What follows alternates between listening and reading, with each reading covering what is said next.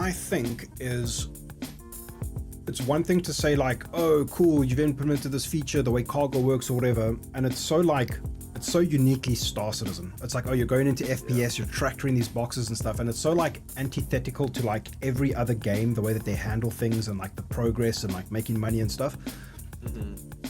In a way, I do believe there's an argument to be had that this is a good thing for Star Citizen, right? It's trying to, in its own way, because they're trying to be so diegetic and high fidelity, they do something new and unique and fresh. You know what I mean? Sort of in a stubborn, coincidental kind of way. You know what I mean? And then the gameplay that they haven't even designed for becomes apparent from the player base, right? And I think you see this a lot in the pirate culture of the game, where it's like, yeah, man, I'm moving these boxes, and you're becoming like a pro at like slinging boxes physically.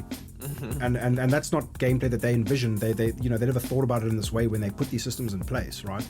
What is the most effective way? You know, how skillful are you at packing a ship full of crates and stuff?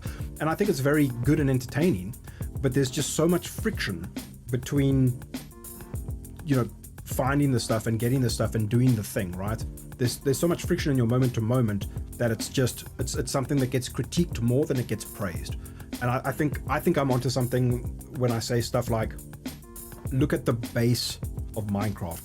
You're knocking blocks and you're placing blocks, and it's a satisfying, juicy user experience to do that in Minecraft because there's no issues, even though it's arguably very grindy to just go and, you know, start a mine or something in Minecraft.